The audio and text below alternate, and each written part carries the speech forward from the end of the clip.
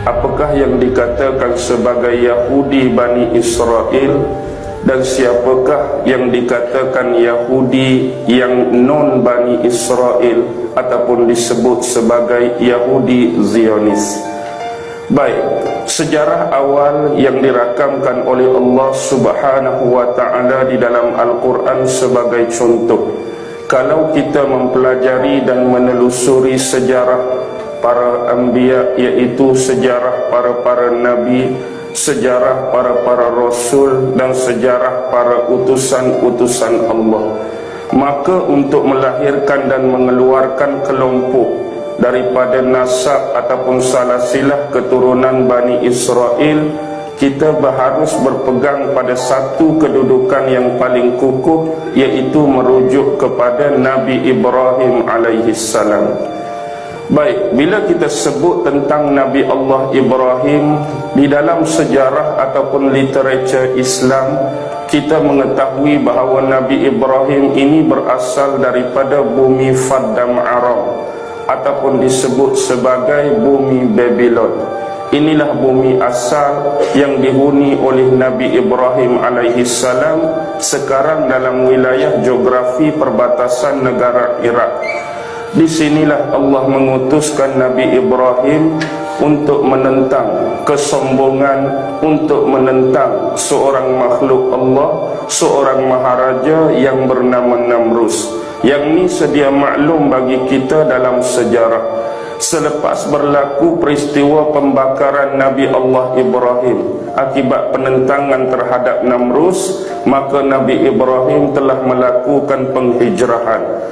Nabi Ibrahim membawa sebahagian besar ahli keluarga dia, termasuk isteri dia, iaitu siapa isteri Nabi Ibrahim? Sarah, yang bahasa Melayu kita selalu letak Siti kat depan. Siti Sarah pun kita faham, Sarah pun kita faham. Di samping itu, Nabi Ibrahim juga membawa adiknya Haran. Haran ni bapa kepada Nabi Lut alaihissalam. Jadi sini nampak bagi kita bahawa Nabi Ibrahim itu ialah bapa saudara kepada Nabi Allah Lut alaihissalam. Mereka melakukan perjalanan ke arah utara. Kalau kita ikuti peta dan sempadan geografi sekarang, daripada Iraq mereka melangkaui perjalanan dan perbatasan ke arah bumi Syria. Mereka turun daripada Lebanon, mereka turun ke Israel, mereka turun ke Palestin, dan kemudian mereka masuk kawasan utara Mesir. Di sinilah berlaku perampasan, yaitu perampasan Sarah daripada Maharaja Mesir pada waktu tersebut, yang mana cerita ini saya kata sedia maklum bagi kita melalui kisah merampasnya Sarah daripada Maharaja Mesir inilah membawa kepada Nabi Ibrahim dianugerahkan Hajar. Nabi Ibrahim dianugerahkan Hajar, kemudian dikahwini Hajar sebagai isteri yang kedua. Dan di sini kita harus memahami satu benda. Bila Nabi Ibrahim berada dalam wilayah Mesir, tidak dapat tidak perkara yang paling sinonim dan paling dekat dengan Mesir ialah Fir'aun.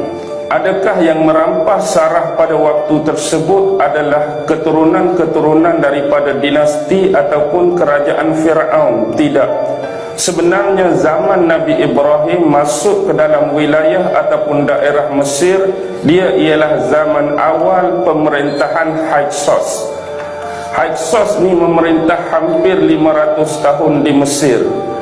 Kalau kita ikuti daripada awal sejarah dinasti Mesir, dia ada zaman dinasti Mesir Hilir, ada zaman dinasti Mesir Hulu, baru masuk kepada dinasti yang pertama, sampailah kepada dinasti yang ke-17.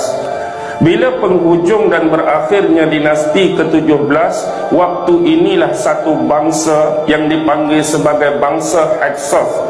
Asalnya mereka adalah bangsa yang menumpang di bumi Mesir, tapi lama-kelamaan mereka mengumpul bala tentera dan kekuatan, mereka berperang dengan dinasti Mesir. Akhirnya kemenangan berada di pihak Hyksos. Jadi Hyksos ambil alih sementara pemerintahan kerajaan Mesir sampailah berlangsungnya lebih kurang hampir 500 tahun. Bila mereka tewas, barulah naik dinasti pemerintahan Fir'aun yang bersambung daripada hak 17 yang tewas tadi. Jadi hak naik hak baru ni dinasti Fir'aun yang ke-8, yang ke-18. Sebab itulah kalau kita ikuti sejarah Al-Quran sebagai contoh, bila kita baca kisah-kisah Nabi Musa sering naik nama-nama Fir'aun. Tapi bila kita baca kisah-kisah Nabi Allah Yusuf, sedangkan Nabi Allah Yusuf berada di bumi dan di tempat yang sama, di bumi Mesir, tapi satu nama Fir'aun pun tak pernah keluar dalam sejarah kisah Nabi Yusuf. Wah! Sebab zaman Nabi Yusuf ialah zaman pemerintahan Hyksos, bukan zaman pemerintahan Fir'aun. Jadi Fir'aun pada zaman Nabi Allah Musa adalah Fir'aun ketiga pada dinasti ke-19, merujuk kepada Fir'aun yang bernama Ramses II. Walaupun demikian, ada perbahasan-perbahasan yang panjang. Kalau kita ikuti ciri-ciri Fir'aun yang terdapat pada zaman Nabi Musa, ada yang mengatakan, terutama dalam tafsir Ibnu Katsir, mengatakan bahawa Fir'aun Nabi Musa bernama Al-Walid bin Mus'ab. Tu yang pertama, nama dia Al-Walid bin Mus'ab. Bila saya rangkum ataupun connectionkan dengan senarai dinasti Fir'aun dan nama-nama Fir'aun, Walid bin Mus'ab ini ada dalam kerajaan Hyksos sebenarnya. Tapi ini pandangan daripada ulama-ulama yang memerlukan penelitian, yang memerlukan perkajian yang panjang tentang sejarah dinasti dan ketamadunan Fir'aun itu sendiri. Jadi secara ringkas, dapat hajar. Bila dapat hajar, kembali semula ke bumi Kan'an. Bila saya sebut bumi Kan'an, agak-agak di mana Kan'an ni? Kan'an tu merujuk kepada Palestin sekarang. Itulah bumi Kan'an. Jadi saranan daripada Sarah, yang Sarah ni mandul. Sarah ni tak mampu untuk memberikan zuriat kepada Nabi Allah Ibrahim. Bila dah dapat Hajar, maka Sarah sendiri yang menyarankan kepada Nabi Ibrahim supaya memperistrikan Hajar. Baik, bila Nabi Ibrahim memperistrikan Hajar, dalam tempoh waktu yang singkat, Hajar ni mengandung. Cuba bayangkan perasaan seorang isteri, memang dia yang suruh kahwin dua, tapi dalam keadaan dia ni mandul, hak suruh kahwin dua pula, muda lepas tu mengandung pula. Bagaimana perasaan dia? Kecemburuan itu tinggi walaupun isteri di kalangan nabi-nabi dan rasul. Akibat kecemburuan tersebutlah seolah-olah Sarah ingin memisahkan Ibrahim dan Hajar. Lantas ini ditunaikan oleh Nabi Ibrahim dengan membawa Hajar ke satu tempat lembah yang gersang yang dikenali sebagai Bakkah. Hari ini kita sebut sebagai Mekah. Di sinilah ditinggalkan Hajar dan anak yang masih kecil, iaitu Ismail. Jadi berlakulah peristiwa lari-lari anak tu yang kita buat dalam ibadah haji dan ibadah umrah yang dinamakan sa'i di antara Safa dan Marwah. Kemudian kembali semula ke bumi Kan'an, tinggallah dua beranak tu.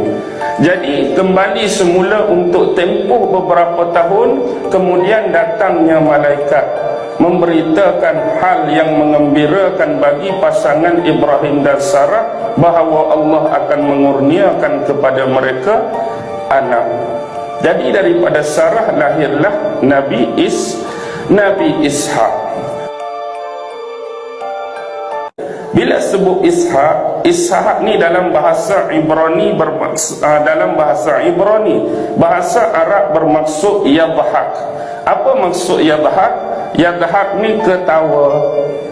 Ketawa sebab apa? Sebab pertama kali Sarah menerima perkabaran bahawa dia yang mandul, dia dah berusia lanjut ni, tiba-tiba Allah nak bagi anak, Allah nak bagi mengandung, seolah-olah lepas menerima perkabaran tersebut dia ketawa kegirangan kerana seolah-olah ini suatu perkara yang tidak disangka-sangka bagi diri dia. Jadi Nabi Ibrahim melalui Sarah adanya Ishak, Nabi Ibrahim melalui Hajar adanya Ismail. Sekarang perbezaan dia antara Ismail dan Ishak, siapa lebih tua? Ismail confirm lebih tua sebab dia lebih awal lahir lagi sebelum dihantar oleh bapaknya Ibrahim ke Mekah. Dan dalam fakt sejarah, beza antara umur Ismail dan Ibrahim ialah Ismail lebih tua 14 tahun daripada umur Nabi Allah Ishak. Jadi selepas berlangsungnya peristiwa tersebut, sekali lagi Nabi Ibrahim menuju ke bumi Mekah.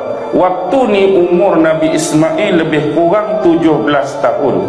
Waktu kali kedua inilah berlakunya perintah daripada Allah supaya Ibrahim dengan dibantu oleh anaknya Nabi Ismail supaya membangunkan kembali Kaabah buat kali yang kedua di atas base yang lama, tapak yang lama, foundation yang lama. Kerana sejak zaman sebelum Ibrahim ni, sejak zaman Nabi Adam dulu dah ada Kaabah, dah ada binaan, walaupun tidak secantik zaman Nabi Ibrahim, tidak sebesar zaman Nabi Ibrahim, tidak sekukuh zaman Nabi Ibrahim. Yang ini jadi hilang, yang ini jadi rosak, yang ini jadi musnah akibat berlakunya peristiwa banjir besar taufan Nabi Nuh alaihi salam yang memusnahkan sebilangan besar kawasan semenanjung Arab, kawasan di Iraq sekarang, kawasan di Iran, Syria, dan kawasan-kawasan yang sehampir dan sewaktu dengannya. Jadi berlakulah peristiwa pembinaan Kaabah buat kali kedua. Bila yang Nabi Ibrahim nak buat ni lebih besar, yang Nabi Ibrahim nak buat ni lebih tinggi, jadi bila sampai peringkat hak atas-atas tu, Nabi Ibrahim tak sampai, tak capai tangan dia nak letakkan batu-batu asas binaan Kaabah. Jadi dia ambil satu batu besar, dia letak tepi Kaabah, dia panjat atas batu tu, minta Ismail tolong pas kat dia batu untuk dia bina. Jadi lama kelamaan akibat dia duk naik turun atas batu tu, melekatlah bekas tapak kaki Nabi Ibrahim. Jadi bekas tapak kaki itulah yang kita pergi Mekah sekarang ada duk di sudut depan antara rukun apa ni? Rukun Hajar Aswad dengan rukun rukun Iraqi. Dengan rukun Iraqi tu ada depan tu sikit makam Ibrahim. Bagi kita orang Melayu ni yang sinonim sebut makam ni, kita duk ingat ke? Kubur. Tapi pasal apa? Bulat, pasal apa? Kecil. Rupa-rupanya makam di sini bukan merujuk kepada kubur, tapi makam ni ialah bekas tapak kaki Nabi Ibrahim sewaktu membina binaan Kaabah bersama anaknya Nabi Allah Ismail dulu. Baik.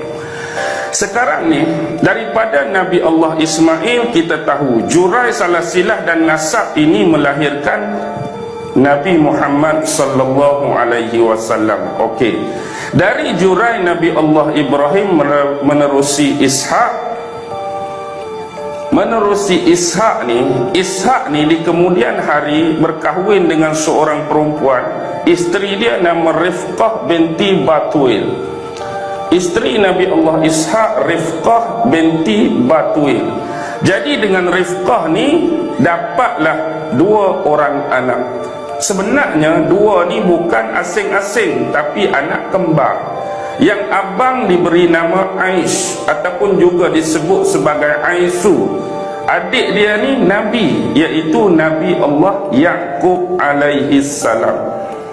Jadi Nabi Allah Yaqub ni lahir kembar. Abang yang mendahului kelahiran sebelum beliau ialah Aish. Di kemudian hari terjadi perselisihan. Jadi Aish ni meninggalkan keluarga menuju ke arah barat. Dialah dikenali sebagai Abu Rum, bapa yang melahirkan keturunan Rum, iaitu Aish. Manakala Ishak ni, manakala Yakub ni, dia kembali semula ke tempat bapa dia, Nabi Allah Ibrahim tu, iaitu Padang Aron. Di situ tinggal bapa saudaranya yang bernama Laman satu riwayat, Laban satu riwayat.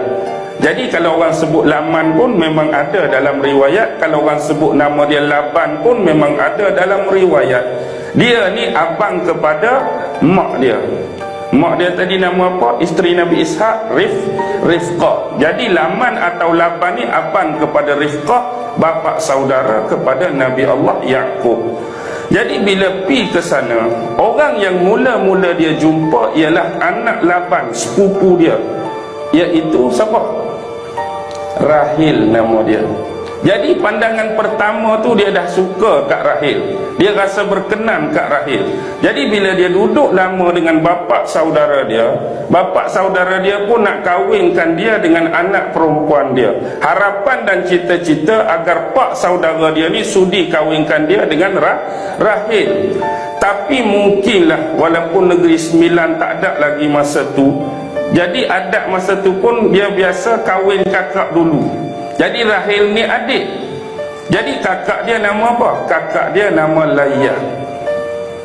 Jadi bapa kahwinkan dengan Layah. Jadi bila kahwin beberapa tahun, nampak ketidakceriaan, ketidakseronokan pada diri Nabi Allah Yakub. Jadi dikahwinkan pula dengan adik, iaitu Rahil tadi. Ingat, syariat masa tu membenarkan kahwin dua beradik serentak. Jangan buat perangai hari ni. Pak Din nampak tiga-tiga anak Pak Din tu cantik semua-semua. Sekali angkat lagu mana? Tak payah. Boleh nak angkat adik-beradik sama ada bercerai atau meninggal. Baik. Dah kahwin dengan Layah, dah kahwin dengan Rahil. Sampai masa Nabi Ishak panggil semula Nabi Yakub kembali ke bumi Kanaan, bumi Palestin. Jadi bapa ni sayang kepada dua anak-anak dia, lalu dibekalkan dengan dua orang pembantu. Satu nama Zalfah untuk Layah, satu nama Balhah untuk Rahil. Jadi tak ada ke mana-mana, sampai tengah jalan kahwin empat-empat. Jadi isteri Nabi Allah Yakub ni 4 orang. Yang pertama tadi Layah, yang kedua Rahil, 3 Zalfah, 4 Balhah. Baik. Layah ni 6 orang anak. Yang pertama Raubin, Syam'un, Lewi, Yahuza, Izakar, Zebulun. 6. Rahil, Nabi Allah Yusuf dengan adik dia Bunyamin. Zalfah, Jad dengan Ashir, Balhah dan Naftali. Okey, inilah sebenarnya 12 keturunan Bani Israel. Ni hak betul-betul the real keturunan Nabi Allah Yakub alaihi salam. Dalam bahasa Arab, Bani ni anak-anak. Israel tu Nabi Allah Yakub lah. Pemahaman kalimah dan perkataan Israel di sisi kita orang Islam tak sama dengan pemahaman kalimah dan perkataan Israel di sisi Bani Israel sendiri. Dalam satu kitab awal mereka merujuk kepada Taurat 5 Nabi Allah Musa alaihi salam, dikatakan pada suatu ketika dahulu Tuhan turun ke bumi menyamarkan diri sebagai manusia. Jadi bila Allah ataupun Tuhan ni turun sebagai manusia, dia ajak Nabi Allah Yakub berlawan dengan dia, bergusti dengan dia. Saya sebut awal-awal ni Israiliyat yang direka-reka, yang ditambah-tambah. Jadi bila berlawan dengan Nabi Allah Yakub, kalah Tuhan. Patah paha kanan Tuhan, dimenangi oleh Yakub. Inilah kata-kata masyhur yang keluar, yang hari ini dipegang oleh sebahagian besar Bani Israel. Sesungguhnya selepas ini kamu sesekali jangan lagi dipanggil dengan nama Yakub, tetapi kamu dipanggil dengan nama Israel.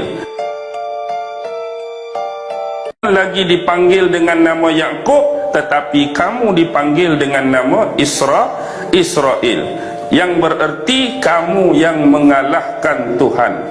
Kalau sebenar dalam bahasa Ibrani, Israel bermaksud hamba Allah, sama dengan Abdullah dalam bahasa Arab. Ni pemahaman kita tentang kalimah Israel. Tetapi Yahudi Zionis dan sebahagian besar Bani Israel masih memegang pemaknaan kamu yang mengalahkan Tuhan. Sebab tu sifat, sikap dan perangai mereka hari ini memang ke arah ciri-ciri tersebut, asyik cuba mencabar Tuhan, mencabar Allah Subhanahu wa ta'ala. Baik, kalau kita tengok 12 keturunan ni, yang paling penting Levi, Yahuza, Yusuf. Sebab dalam Taurat yang 5 ada khusus bab Levi. Sebab Levi ni salah satu keturunan yang melahirkan para nabi dan rasul. Biasa keturunan Yahuza melahirkan raja dan pemimpin. Contoh Nabi Musa, Levi. Nabi Allah Harun, Levi. Yahuza raja dan pemimpin. Contoh Nabi Allah Daud, dia jadi nabi, dia jadi raja. Nabi Allah Sulaiman, dia jadi nabi, dia jadi raja.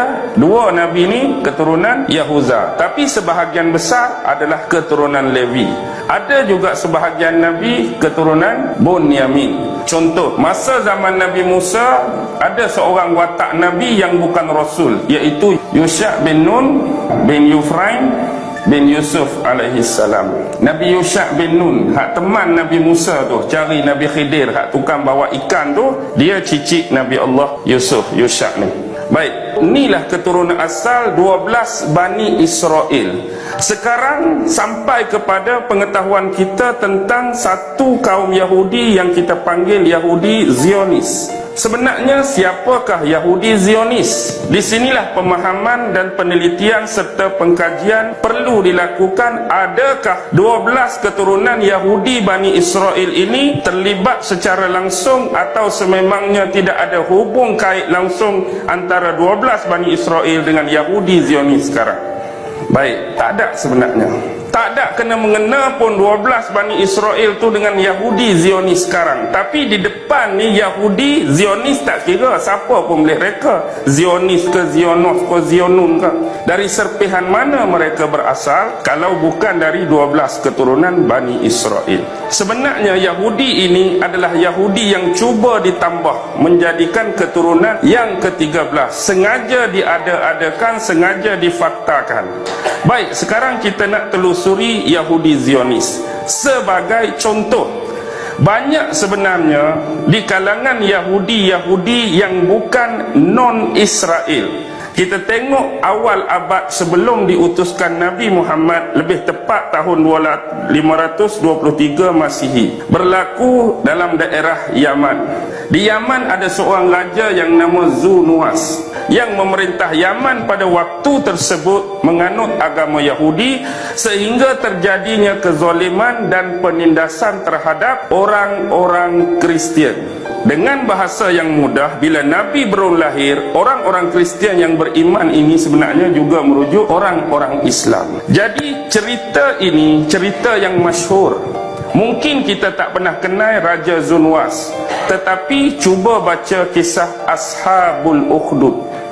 Ashabul Ukhdud, raja yang bunuh budak tu, itulah Raja Zunuwas. Hak budak tu sebenarnya nak dilantik sebagai pengganti ahli sihir raja kan. Dia suruh pergi belajar, tapi budak tu tak belajar pun.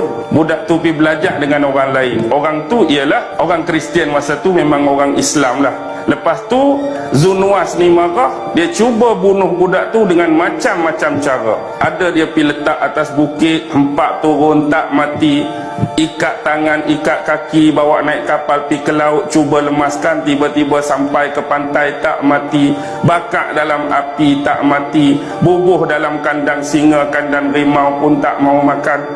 Last kali budak tu kata apa? Kalau betul-betul kamu nak bunuh aku, kena bunuh depan orang ramai. Kamu ikat aku, kemudian lepaskan anak panah, dan panah tepat-tepat kena di tengah-tengah dahi. Sambil lepaskan anak panah, baca Bismillah. Jadi akibat dipanah dan mati itulah yang menyedarkan orang ramai bahawa agama dan akidah yang dibawa oleh budak tu ialah akidah yang betul dan benar, yang menyebabkan ramai beriman. Zunwas ni nak tewaskan seorang, tapi akibat dia terpaksa terima pengkristianan atau dengan bahasa yang mudah pengislaman secara besar-besaran. Akibatnya dia menghukum semua yang masuk Islam tu dengan digalikan luban yang besar, dibuat unggun api yang besar, umban sekok-sekok. Inilah dikenali sebagai peristiwa Ashabul Ukhdud tu. Qutila Ashabul Ukhdud tu, itulah akibatnya ada 2-3 orang yang terlepas, tak dan dibakar melarikan diri. Lalu mereka ni minta bantuan dengan Byzantine. Siapa Byzantine ni? Byzantine ni Rom. Mereka sinonim dengan Yahudi ke Islam ke Kristian? Byzantine Kristian. Jadi mereka minta bantuan dengan Byzantine, jauh jalan. Tapi Byzantine kata, aku tak mau campur tentang urusan kamu. Sebenarnya kalau ni kes Kristian sama Kristian, okey. Tapi sebab raja zaman Nunwas ialah Yahudi takut jadi benda lain, jadi aku sarankan kepada kamu kembali semula, minta bantuan negara sebelah laut jiran kamu tu. Apa? Habsyah Raja An-Najasyi, agama Kristian. Minta Habsyah Najasyi tolong kamu. Jadi dengan susah payah sampai ke Ethiopia, sampai ke Habsyah. Sebab itulah berlakunya penyerangan kerajaan Habsyah terhadap Yaman. Jadi dihantar ketua panglima perang nama Aryat. Pembantunya ialah Abraha. Ini nak start cerita ni. Abraha Al-Ashram. Asalnya Habsyah tak ada kena mengena dengan Yaman. Tapi bila kes ni dihantar Aryat dengan pembantu dia Abraha serang Yaman, serang Raja Zunwas. Akhirnya Raja Zunwas tewas. Jadi Yaman menjadi wilayah teritori Habsyah, dijaga oleh Aryat, dijaga oleh Abraha. Di kemudian hari terjadi perselisihan dan persengketaan antara Aryat dengan Abraha. Akhirnya Aryat tewas di tangan Abraha.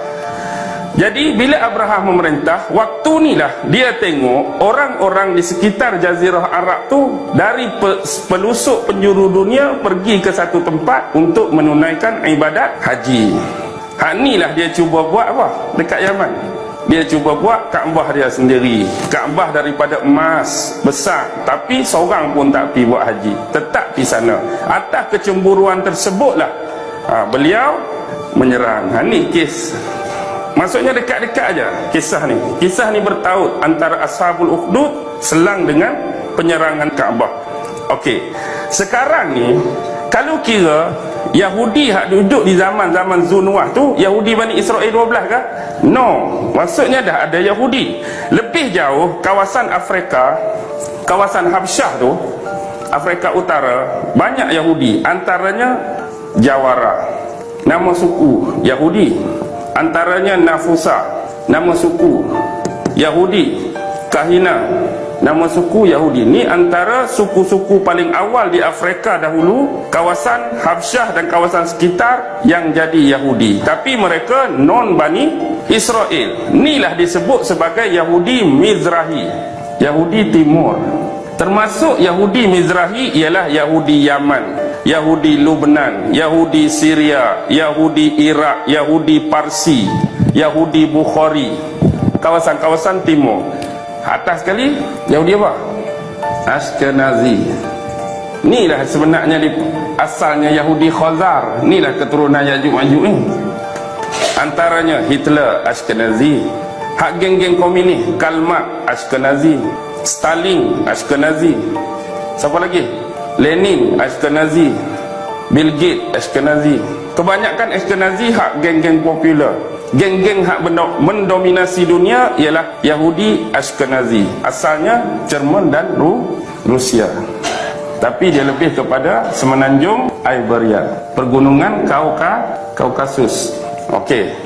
Yahudi Khazar ni bukan Yahudi 12, tapi satu fakta yang saya jumpa, mereka ni seolah-olah masih ada sisa-sisa Yahudi yang 12.